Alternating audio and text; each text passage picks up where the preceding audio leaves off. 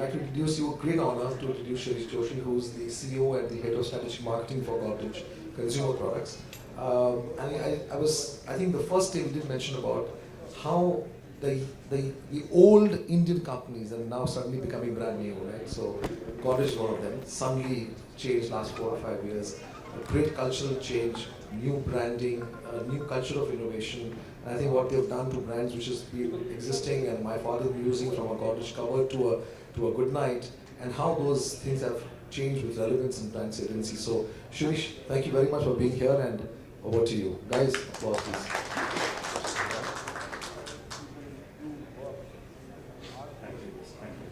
No, it was working and it's good to have a cozy audience. So a couple of things. First of all, maybe three. So the strategic marketing group I had is not just for consumer products, it's for Godrej Group. So I work with pretty much all the divisions. Second, because it was global marketing, I thought I would not just restrict to Godrej, and I dipped into my international experience. So actually the first case I will present is from my time in China. And the third thing I did was I stayed away from when there is a need, you create the right product, and that becomes innovation, because I'm sure everyone in this room has done that. And I thought I would use examples that were other than that, so at least stretch a little bit of thinking differently. Just to get a sense of who's here. So how many from, as a client, advertiser, just to show hands? Industry? Okay, you'll see it better. Technology companies?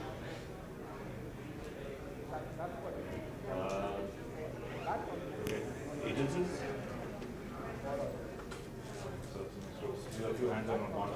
So I'll try and keep that in mind as I talk about examples, and then if you have any questions, I'm leaving a little bit open for a powwow at the end. So what I thought I would share is really about what role insights play in the innovation. And let me just jump right in. And I'll talk about a food story from China. And this was really a case where we were looking to come from behind. And so everyone's familiar with the Lay's chips product. It's chips in a bag. And then we had a competitor, which is Pringles, which was chips in a can. And it just looks like burrito chips. But actually they play, or at least they're seen very, very differently. And what we had learned in China was that anything that is, whenever food is uniformly presented, it goes up in appeal. And so while they were both potato chips and we used to win on taste, they were clearly an appeal and a very different requirement for chips that were uniformly stacked in a can. Not for the can, but the fact that they were all uniform and equal experience. And so we said, how do we come from behind to win in this one? Now, first step you would say is, okay, let's go attack their territory. So we have a bag chip, they have a can chip, let's just find what their territory is, and we create an equivalent one, and we go and attack their territory, and we can win share. But when we started mapping the consumption, we actually discovered that the consumption was just sitting on top of each other. It was just a different option for exactly the same situation. So pretty much all the consumption was taking place in the evening. And you can see that the first fabricated chip is the uniform chip, and natural chip is the Lay's kind. Then we looked at where it was getting consumed, and pretty much all of it was getting consumed at home. Then we also looked for reasons for consumption, and the reasons were similar. Either somebody was bored, wanted to pass the time, or because of the taste they were looking at as an indulgence, or just something to be happy with for a mood upliftment.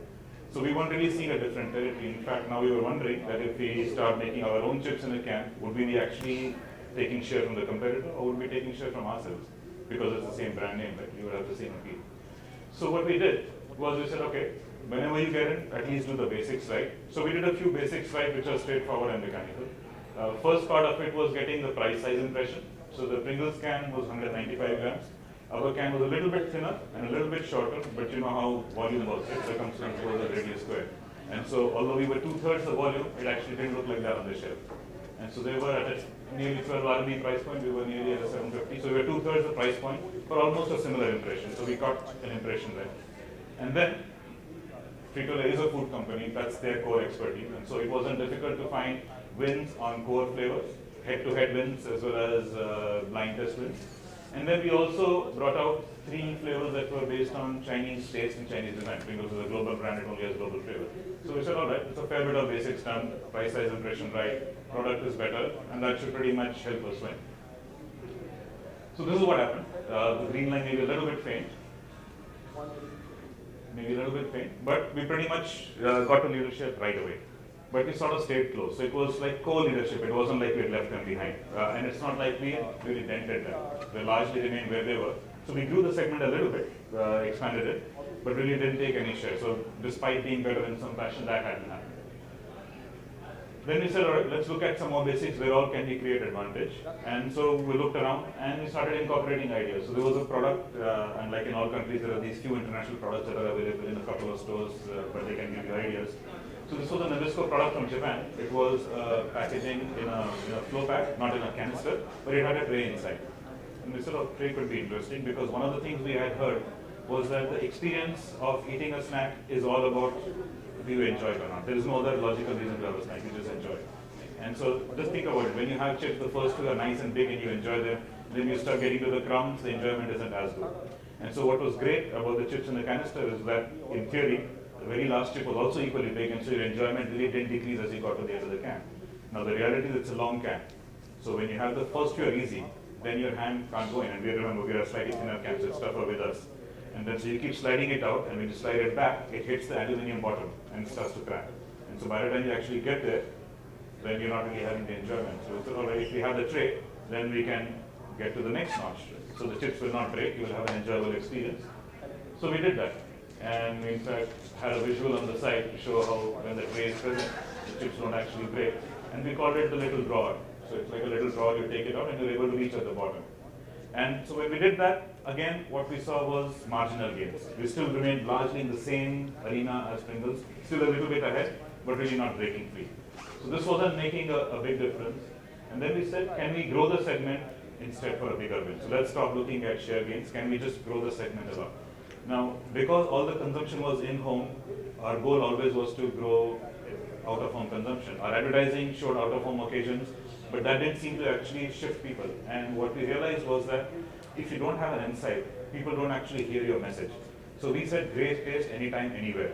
And so when we did focus group testing and we said, what are people playing back? Oh, they're saying great taste anytime, anywhere. So now, looks like they got it.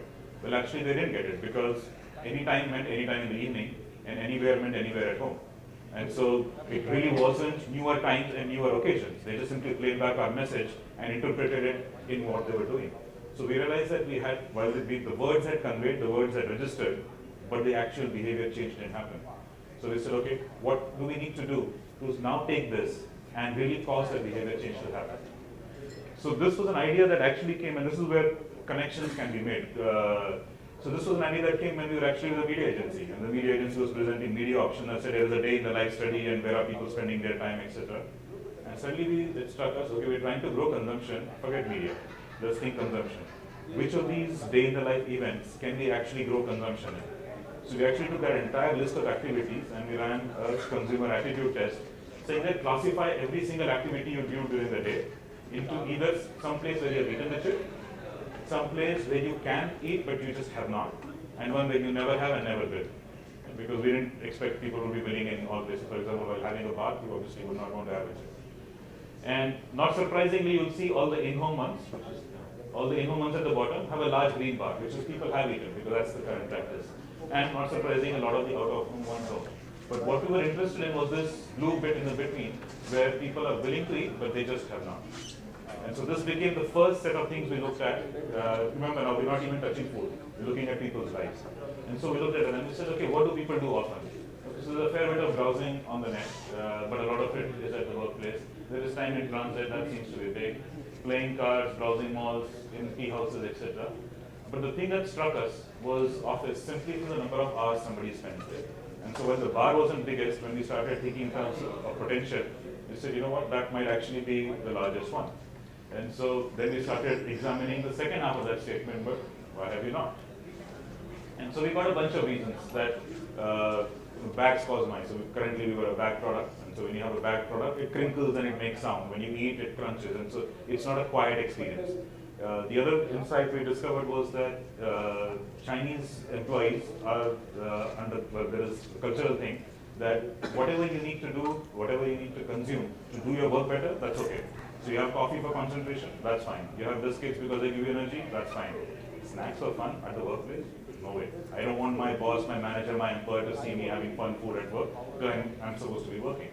And there is no way I can hide this. I would love to do it, but there's no way I can hide it because everyone will know I'm having it. The person sitting next to me will know I'm having it. So we started looking at, and then there were other issues also. When you dig your hands inside, your hands touch the seasoning, hands get dirty. I'm working on a computer, I'm working paper, things get dirty. And Chinese are people who don't like to touch your food, a chopstick country. And so they would not touch their food at all. Even when we used to invite people at home, they would have gulab jamuns with chopsticks. So they will not touch food, their own or anybody else's. And so they don't want to touch food while they're doing other stuff. Snacking makes hand messy, and it's not proper. It's not the right thing to do to have fun food at the workplace, draws attention, and of course, not available. I don't normally keep that stuff around, so I don't just pick it up and have it. So as we looked at that, as we looked at the reasons, we said, you know what? So far we were looking at that tray as a way of protecting the chips and giving a complete experience. Could that same thing actually help us create this occasion? And so that's what we did. We said, here is the tray again. The same physical creation, but now it is a way to enjoy discreetly at a place where you didn't dare. So let's take a look at the commercial that we had.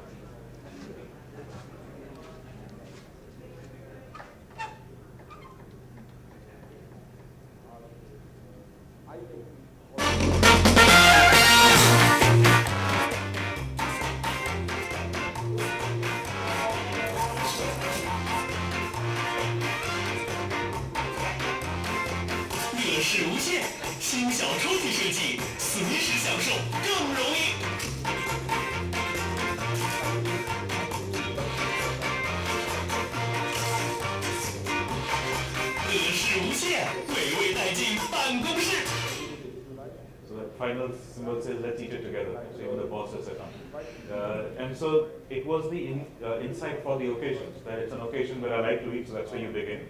But it's not proper, so as soon as boss comes, we start putting it away. And then we're able to do it discreetly, and actually people want to. So when somebody does it, others also want to. And I don't know if you've seen some of the historical Lay's commercial here. The creative used to be about stealing from each other. It's so tasty that I'll steal yours. And we actually discovered that this was a different way of talking about something that is irresistible. It's so irresistible that everybody wants to copy you. So it wasn't stealing from each other, it was actually a share and expand idea. And so besides driving the occasion, it actually serendipitously gave us that other insight also.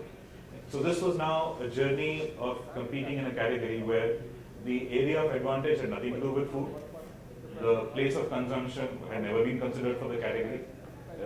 And the insights were generic to actually a whole range of snacking, not relative to this product, except that we were the first to use it. So here's what happened. This was the initial period. We went up a little bit after the first non-breakable communication. And from here, then it really took off. And you know you've got it right when consumers reward you with their purchases.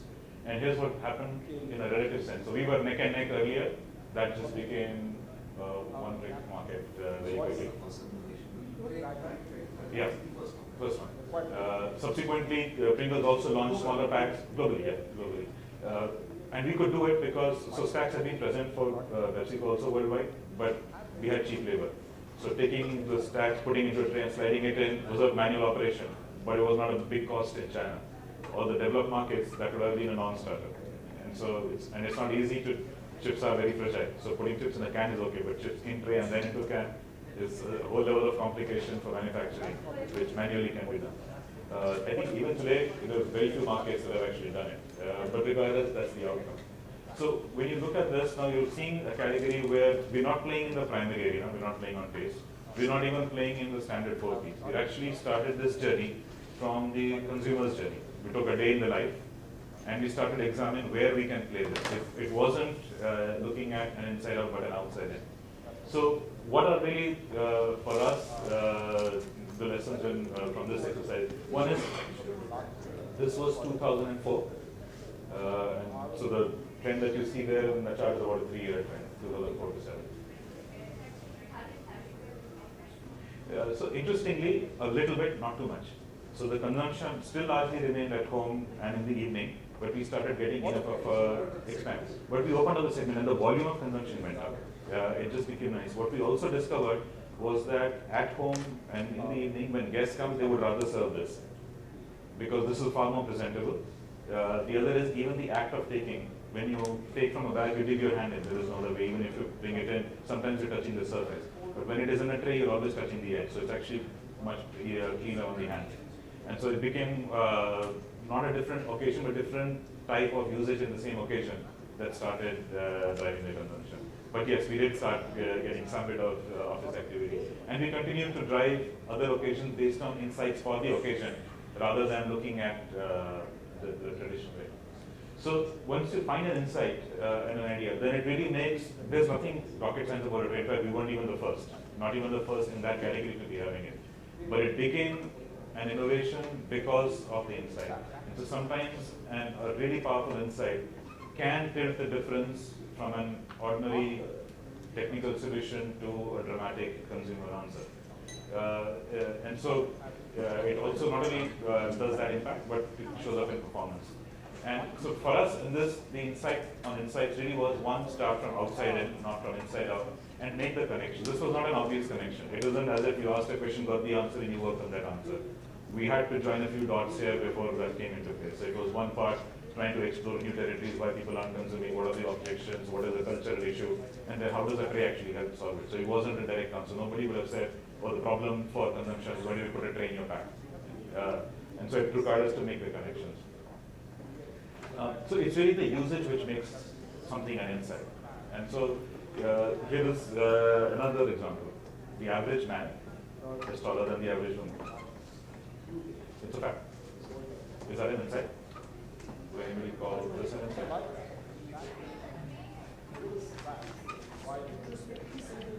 Sorry? Correct. But for what purpose? So this is not even retrospective. The moment you say, I saw the heads nodding here. So you don't even need to retrospect. So it really depends for what purpose, right? And it's the usage. So if you think about anti-dandruff products, then the average man is looking down on top of the average woman's head.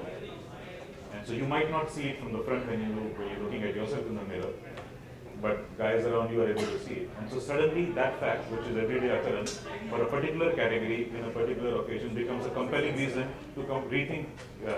And so it's really the usage that makes something an insight. So if you look at what is a yardstick, one, audience must accept it to be true. They can't say, oh, that's not really true. So one is they must accept it to be true. The second more important part is it must create an advantage. And if it creates an advantage, it doesn't matter how ordinary that fact is, it will create an advantage and be innovation and an insight that drives innovation because it creates that advantage. Now, here's another outside example from the Godrej code. If you look at washing machine and if you have to say, okay, what do I need to do to make a better washing machine? Well, the conventional places to look at would be the wash result. So what are people washing? Is it whites? Is it colors? Is it fine fabrics? Is it regular garments? Is it Indian garments like saris and things which have embroidery in them versus Western plain t-shirts, etc. So you look at the wash result, look at what the gaps are, and yes, we did have some of them. So we have machines which have a sari function, etc. But we also, in this particular instance, looked at the entire process. So it wasn't just about the washing and the wash result, but we said where does the person who's doing the washing start and where do they end, and what all is taking place during that period. And so a couple of places that we discovered was, first of all, it's a repeated action, whether it's a 5.5 kilo, 7.5 kilo, or 8 kilo, whatever the size of the washing machine. If it's a front-loading machine, you have to bend down, take up, load it. Bend down, take up, and load it. It is not a single action where you take the entire lot and push it in, because you also kind of loosen it up a little bit as you put it. But also, it's at a lower height. And so you're bending down several times, and so it has an impact on your back. And if you have medium to large families or you're doing multiple loads, and you're doing that repeatedly. So one part of it was the act of loading or front loading was causing an impact on the back. Second was that almost everyone told us that just as soon as we shut the door and started it, we think of that one thing that was left behind. And so either some machines allow you to interrupt at some point in time, but not right away, and others you just have to run an entire cycle again.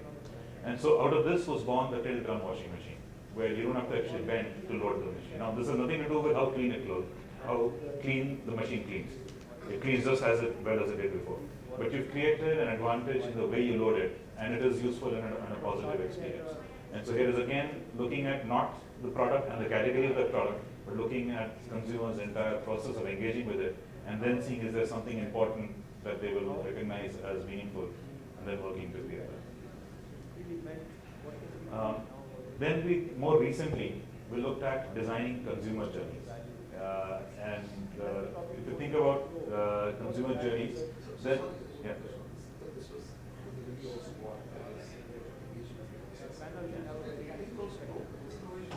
No, it didn't.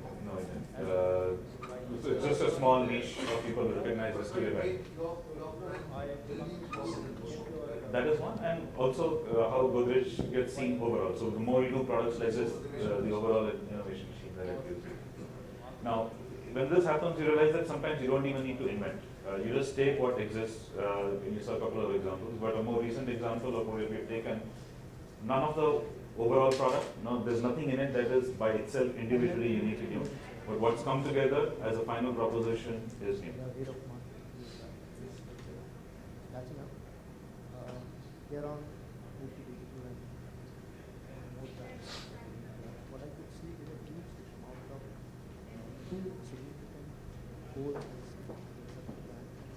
and who understand सुनो बोलो चाचा जी आ रहे घर देखने जरा बैठो खाना sofa covers निकाले हैं एक्चुअली ना मेरी पीठ में बहुत दर्द हो रहा है ओह बेड में उठा दूंगी कवर्स चढ़ा दोगे डर ओके गोदरेज का नया idea carbon hydraulic bed and more at interior showrooms हर बात फंसाती थी वो यार को at the push of a button जिंदगी मुस्कुराएगी So there's nothing new about hydraulics, there's nothing new about beds with storage, but putting the two together and it suddenly changes. And each time we've shown this as part of when we were testing the current set of commercials we've done, we were always, people would comment on this as one of the products and they would say, look, we've seen beds with hinges and we lift them, and especially in Bombay, they said you don't have enough space to maneuver around that, whereas this rises just vertically and so you can reach out. Nobody's thought about vertical access to storage before. And so sometimes it isn't about creating a new molecule, a new technology, a new something. Sometimes it is that. But often, if you get the right insight, you can take existing science and existing engineering knowledge and fabricate a creation that generates that advantage. Now, what if you looked at neither the product nor the communication, which is what the examples we've seen so far, but look at the journey itself. So I talked about innovating on journeys. So how do you innovate on the journey itself? Now, what is really the journey? The journey, a very simplified version, is that you make a communication or you're available at a place where the consumer is and they become aware of what you have to offer.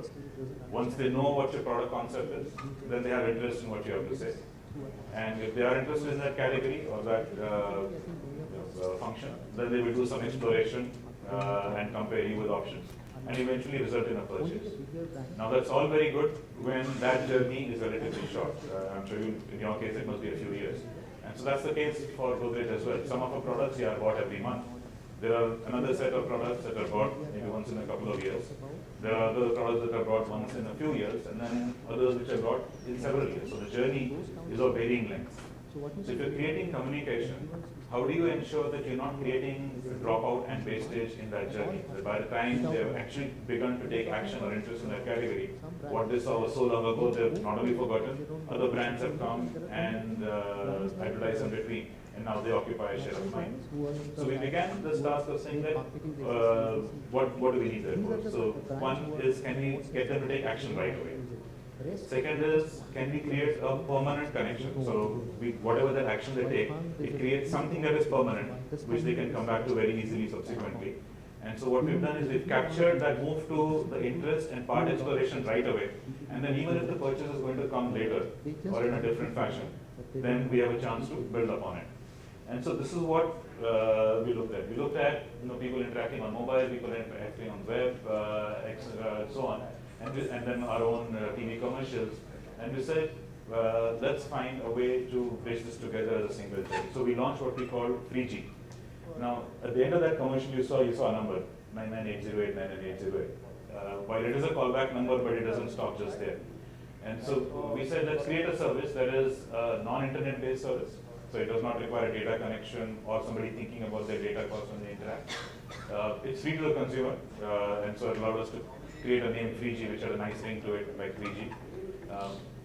Because it is not internet-based, it can pretty much reach any mobile phone. So the 800 now, I think the latest number is probably 900 million. It was over 1,000. So any of those sets can interact with it because this is the same technology that operators use to inform, say, the prepaid customers of what their balance is.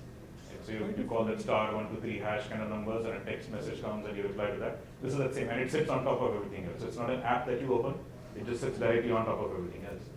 And so what we also then built in with that was cohesion with the campaign and cohesion with the categories on campaign. So there are 7-8 categories that are participants in this, and each one is doing slightly different things. So properties would want people to come into the showroom, register themselves and come into the showroom. There are others who might just want to know wherever is the nearest store. So Nature's Basket or Yummies, you just want to know which is the nearest store. So you need a store locator. So different businesses had different next steps once somebody had expressed their interest. And so we said that if we create a menu of first level, what are all the products, the moment they select the product, you can branch off into different menus. And then this becomes a long-term property for all of Godrej because all you have to do is take that number, save it in your phone. And so anytime you want to think, oh, what was that Godrej thing that I wanted to get information, or you see any other Godrej message, just call that number because it's saved on it. This is not a one-time activation number, it's a permanent number. And forever we will use it as a marketing tool. So you call that number, and what you see when you call that number is like a menu like this that sits on top of everything else. And so you get to see the products, you select the number, and then you get sent to the second screen which then tells you, okay, do you want a store locator, do you want a call center to call you? And the beauty of this was all we had to do was create this menu. Because the call centers existed for each of the divisions, so we didn't have to create any central one. We didn't actually have to create any kind of fulfillment because the fulfillment existed. But what it created was an immediate action that people could take, and so we've seen that. In fact, we saw two things right away. Most of our advertising is afternoon to prime time, and we see the peak calling taking place. So it's very clearly right away in response. What we also saw was the average person was actually calling in for 2 products. So they would call, and you obviously see the entire list. So you go through whatever you had to go through.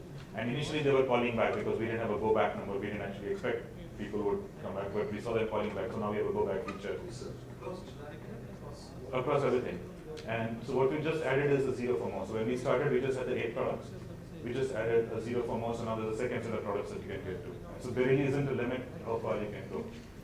And so we're getting a multiplier effect because people call this, see the product they're interested in, and now go back and then try a second product. That's the average we're getting typically. We're getting thousands of calls. It varies. We get between 1,000 to 2,000 a day. And that's earlier we would pretty much not get calls or even visits. Even if we added up the visits to a store and showrooms, they won't have so much. And what we've also seen is that when we've done product integration, so we were a little bit concerned that in any campaign we do, we have to have all the products in it, only then it makes sense for Godrej. So that's fine when you do TV campaign with 8 commercials, that's fine when you do something digitally. When you think of product integrations, that scared us also because fitting one product in a movie or a TV show, yeah, even that's a struggle. So we're going to fit 8 products, where we did that actually. And we went to those serials where we found a story fit. So there is a Telugu serial where there is a foreign returned family who's liking nothing in India, and the local family responds by showing a range of products. So there was a logical thing in there for showing multiplicity. There was a Kannada story of a boy who's trying to impress a girl. She says, I have nothing to do with you if you stay with your parents, build your own home and then we're talking. So he builds his own home, and guess what, he needs to build his own home. Again, a set of things. And so we found serials where we could logically talk about multiple products, and we've seen the call rates go up manifold. In some cases from 2,000 they've gone up to 12,000 right after that. So we've clearly hit upon something where we're able to convert the journey from awareness to taking action. And now once you've selected a store locator or a brochure, that is sitting in your inbox as a link. So if you don't want to act on it now, that's fine. If you want to act on it a week later, you don't have to start that process all over again. But if at that time you have to say, oh, Godrej had shown me something, what was that number, it's gone. And so through this, now we found a way to do things with the consumer journey itself. Nothing to do with the product and the communication itself, which is exactly what it is, to manage the journey in ways that it can give us returns. Yeah, so that's how we get into now the second set of products. So that's really kind of the heart of what I want to say. And then I'll end with a film that actually came my way to WhatsApp yesterday. Some of you might have seen it because it's been around for a while. But it tells you that if you have the insight, anyone can be innovative. Anything, the data behind it. I mean, right? If I am a manufacturer, I put my products on different platforms for sale. Right? For me, the fulfillment, I get some material from where I ask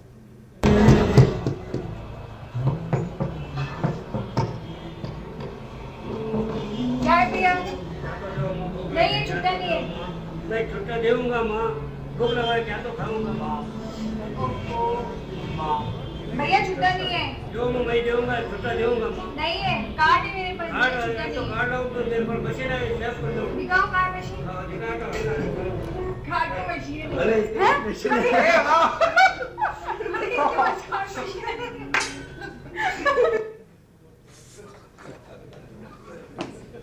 So thank you for your time. I'm happy to take any questions.